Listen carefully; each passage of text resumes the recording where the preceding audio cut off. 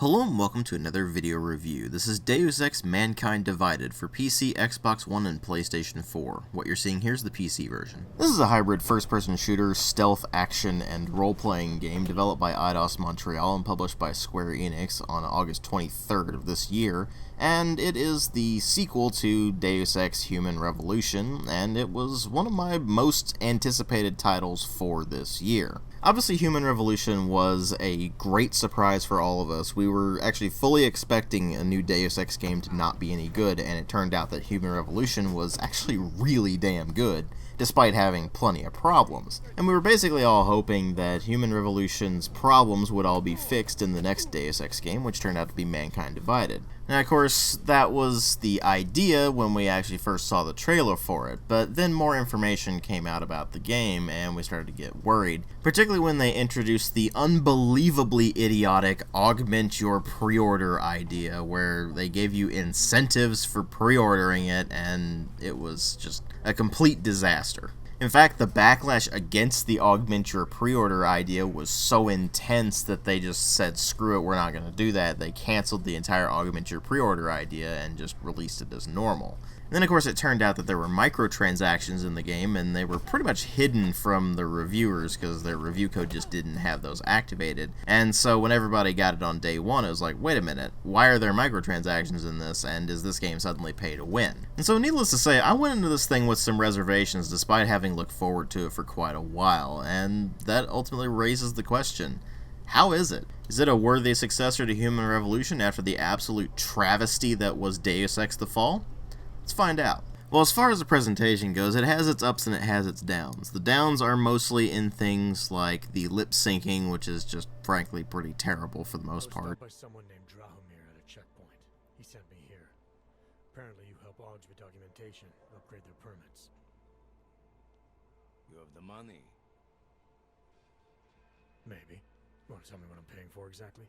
As well as asset reuse to a very large degree and some texture work here and there that's not exactly the best. And of course in the middle of the road you have things like the modeling and animations, which are generally pretty well done, it's just some of them are janky here and there. And finally you get to the real star of the show in terms of the visuals. The environments in this game are downright gorgeous. The attention to detail in the environments is pretty much second to none. They did an absolutely brilliant job with that, and they definitely deserve praise. I mean, it's really not often these days that there is environmental art so good it actually makes you stop and go, whoa, every so often. So definitely kudos to Eidos Montreal for just absolutely nailing that. I mean, at one point in the game, you're going through Prague at night while it's raining, and it is just kind of astounding to look at sometimes. And while there are a few textures here and there that aren't particularly great, most notably on the characters themselves, the environmental textures look fantastic, and they've generally done an extremely good job at making the visuals extremely high quality, on top of the fantastic environmental artwork. But once you get past the visuals, things start to peter out a bit. For one, while Michael McCann is doing the soundtrack for this one, he's doing it in combination with Sasha Dikasian. I think that's how you pronounce that anyway. You feel free to correct me if you know the actual pronunciation.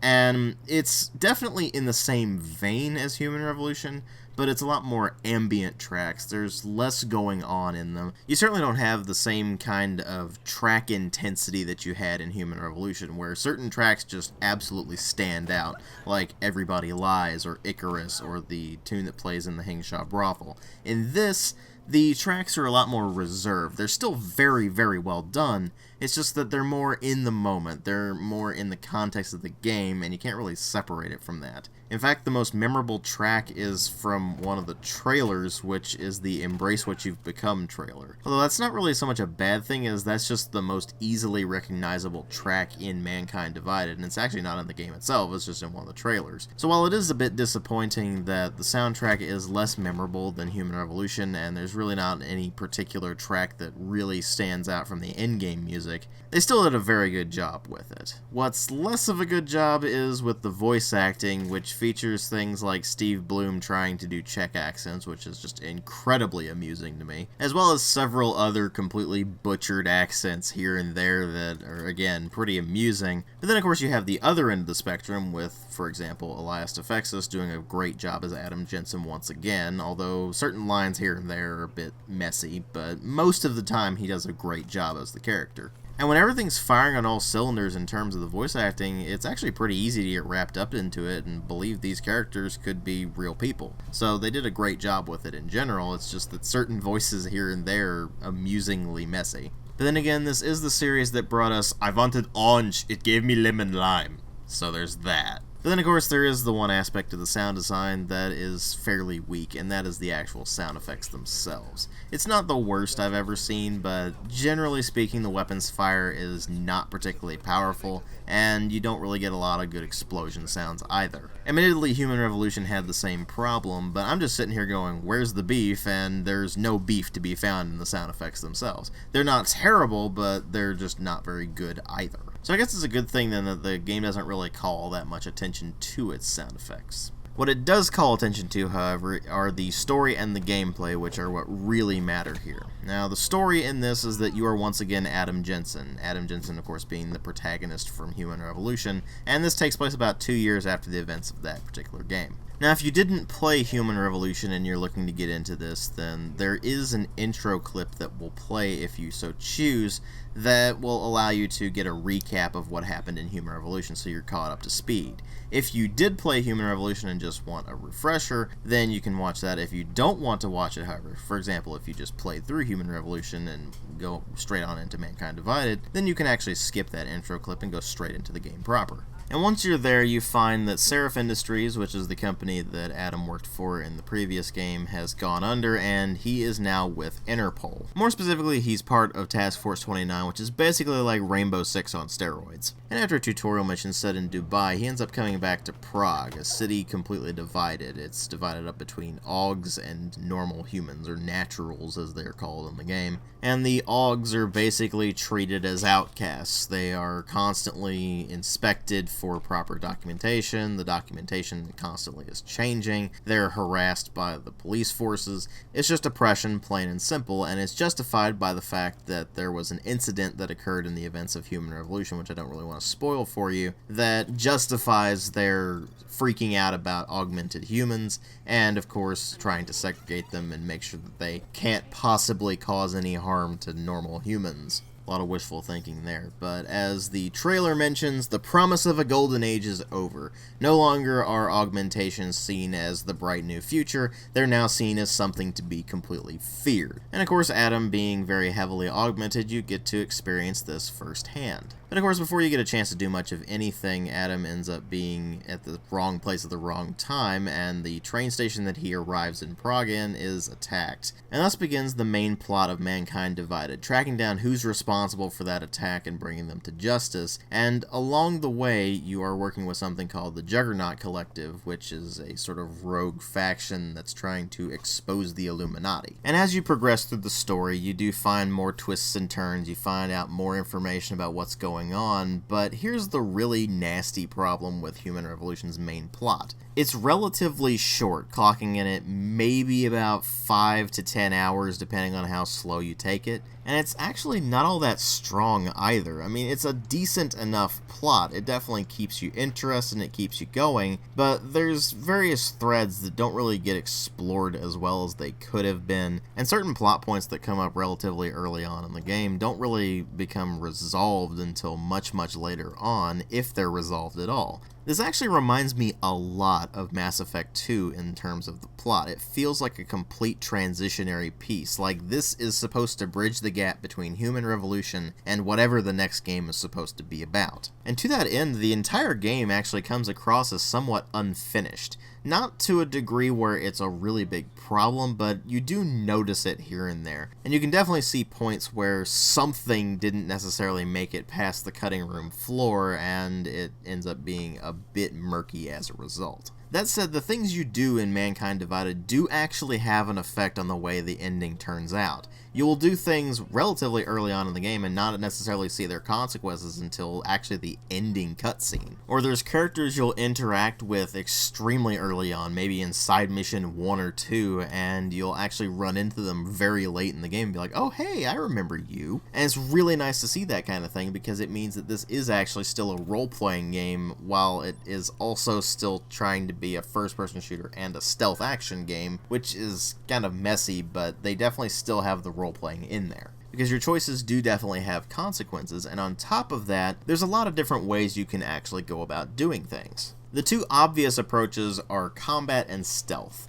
Now, stealth is really the preferred option. It's what the game is really intending for you to do, is actually sneak around a lot, avoid unnecessary confrontations because you actually are pretty squishy, so you don't really want to get caught in open engagements very long, especially when the enemy has a lot of firepower on hand. But at no point does it ever actually force you into stealth. It is up to your own volition as to whether or not you want to use it. If you want to run in guns blazing, you certainly can. I don't remotely recommend it on the higher difficulties, because if you do that, then you're just going to get mowed down incredibly quickly. But if you want to Icarus dash right into the middle of a group of enemies and then use the Typhoon to blast them all to hell, then that is perfectly reasonable for you to do. The game will let you do that just fine. Likewise, it will accommodate what is effectively a ghost run. You can sneak through the entirety of every single level without alerting a single enemy if you really want to. You can also go through the entire game completely non-lethally if you want to. This is actually something that's substantially improved over Human Revolution. In Human Revolution, you were forced into boss fights and you had to kill that particular enemy. In this, you actually can get through the entire game without killing a single enemy.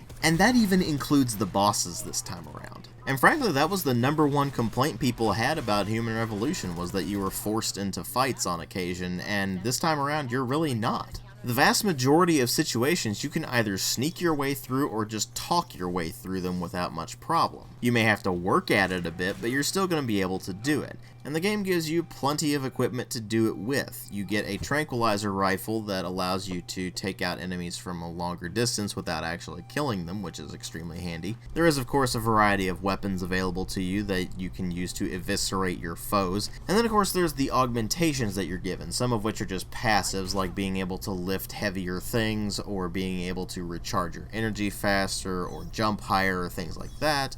And there's also the new experimental augmentations, where you get a nanoblade launcher or the peps in your arm, which is just a concussion launcher thing, or things like the Icarus dash, which allows you to dash forward at a very high speed almost instantly, or the Titan augmentation, which is basically adaptive armor. Now the thing is, this power comes at a price, because if you use the experimental augmentations, they will cause your system to overheat, so you have to disable another augmentation permanently in order to be able to balance that out. Now honestly, that's not really much of a problem, because I quite frankly didn't use the vast majority of the experimental augmentations. I actually never felt the need to for the vast majority of the game. I did use the Icarus dash a few times, and I did of course get the remote hacking, which is extremely handy. But other than that, I mostly just stuck to the normal augmentations, and even those I didn't really have all that many active ones. I mostly had passive stuff that helped me actually sneak around better, or to be able to hack into terminals better. Then of course there's the adaptive camo I got at the end of the game actually. I didn't need it for the entirety of the game really, I just decided to get it later on in the game just to speed things up a bit. And contrary to what a lot of people will tell you, I did actually find a use for almost every single one of the augmentations at some point, although some were more useful than others, let's put it that way. Thing is, nothing will ever be as useless as the swimming skill in the original Deus Ex, so there's at least that. The thing is, I was using all of this from a very practical perspective, because I was going for a primarily stealthy, non-lethal playthrough. Now this was of course rewarded by the fact that I was given access to various things that I would not have been given access to otherwise. I actually got to see characters reacting to the fact that I was going through and intentionally being as non-lethal as possible. And of course there's the nominal XP increase. You do get a bit of extra experience for non-lethal takedowns. So they really do try to reward a stealthy playthrough that is non-lethal, and that's actually well appreciated, because too many games these days just have you run in guns blazing and mow everything down in your path. That said, it does feel like it almost punishes the combat approach, because your weapons really aren't very powerful early on in the game, and you do have to upgrade them over time using crafting parts. Now, you just find these scattered throughout the levels, and you can also purchase them from vendors, but they're used to both upgrade your weapons as well as craft new things, like you can use it to craft multi-tools or biocells or ammunition for certain things. And not only does that feel completely out of place for a game like this, it's actually kind of useless, because you're going to be swimming in loot if you just explore anyway. I mean, hell, I spent about 9 hours at the very early parts of the game just wandering around doing side missions, seeing what I could get into. And this meant a couple of things. First off, I was never really wanting for praxis kits or ammunition or credits. I mean, in fact, I had way too much money throughout the entirety of the game. I had no problems finding anything like hypostim injectors, which are your healing kits in this, or things like biocells to replenish my energy. Never really had any problems with any sort of resources or finding weapons or attachments or anything like that, because I was actively wandering around exploring, seeing what I could find. The game rewards you for doing that, and it's very well appreciated. And the side content itself, the side missions that you run into, are actually pretty good missions for the most part. There are a few here and there that are a bit middling, but there's one in particular that was toward the end of the game that I actually kind of memorized, and that was because of two things. First off, it was because it felt like a sort of neo-noir detective story, which was pretty cool. And second, well, because the save system had broken at that point, and until I figured out what was wrong and fixed it, I had to redo that mission about 3 or 4 times before it finally decided to actually start saving again. And that brings up a couple of points. First off, it's still fairly early in the game's life. It still has issues, namely bugs and glitches that need to be sorted out. The save system glitch has to do with the number of save slots being used. It's kind of weird, but you have to delete a few old save slots if you manage to hit the so-called limit, and it will just start saving again for you. And of course, you're going to run into physics glitches and various graphics glitches as well, because they were relatively low priority, so they didn't really worry as much about those. And while the story is definitely weaker than Human Revolution, the gameplay itself is definitely an improvement. It's an incremental improvement, but it's still an improvement over the previous game in the series. But then there's the elephant in the room, the microtransactions and the breach mode. Really, I just combine these two into one thing, because blatant money-grubbing cash grabs are just not okay in the slightest. Breach mode is basically a mobile game. You take on the role of a ripper who is trying to go into the data stores of the Palisade property bank that's in the single-player campaign and rip out a bunch of data in order to do whatever they want with it, whether they want to sell it or just use it to expose the truth or whatever it may well be. Although the motivation doesn't really matter, because the end result is the same. It's basically a mobile game. You go from server to server, you complete the challenges, and you get rewards along the way. These are in the form of booster packs, and there's item rarities, and of course you can just kind of fart around with that to your leisure, and it ends up being a total grind. It's boring as hell, and I really didn't bother with it very much. If anything, it just feels like a completely tacked on mode to see if Square Enix can get some more money out of the game than they already have. Because this ties in with the microtransactions. You can buy certain items in the game, but they're not really anything you want to buy. You do get a few pre-order bonuses if you pre-order the game, and they're all single-use items that will tie themselves to a single playthrough, so you can't really go back and do a New Game Plus with them, for example, if you've already used them. And that's frankly pretty idiotic. In the about 28 hours it took me to fully get through the game and of course try out the breach mode, I didn't need to use a single microtransaction. In fact, I actively avoided them, and it turned out fine. Which makes the inclusion of microtransactions all the more egregious. There is no reason for them to exist other than the fact that they're just trying to get as much money out of us as possible. And while I don't think Eidos Montreal, the developers themselves, actually put that stuff in there with that intent, my gut is telling me that that is an order from the publisher that they just had to follow. But of course, I have no evidence for that, just a feeling based on having played through the game and seen it on its own merits and faults, and seen that clearly the microtransactions and the breach mode are completely superfluous. The game was very clearly designed without those in mind, and they feel incredibly tacked on as a result. And all of that put together makes Mankind Divided a bit of a mixed bag. It's still a good game. I would definitely recommend it if you enjoyed Human Revolution, because if you enjoyed Human Revolution, you're definitely going to like Mankind Divided. If you go in knowing that the main improvements to the game were in the gameplay mechanics themselves rather than the writing department, in fact the writing department is overall weaker than Human Revolution's, then you should be able to enjoy it just fine. But if you go into this expecting everything to be leagues ahead of Human Revolution, you're going to be disappointed. As I said, it's an incremental improvement. It's a good game in and of itself, but it's a bit short, it feels blatantly unfinished, and the addition of the microtransactions and the breach mode are just horribly tacked on. And there are still quite a few technical issues that need to be worked out. In fact, it's the technical issues that really put this over the edge for me and put this into this particular score category. Because ultimately, I give Deus Ex Mankind Divided a 3.5 out of 5. If they sort out the bugs, it might be somewhere closer to a 4 out of 5, which was what Human Revolution was. But it's still not really quite there, even with the bugs sorted out. It is, however, very, very close, and that really does speak volumes for just how good Human Revolution is, and the fact that Mankind Divided is just barely weaker than that. Thanks for watching.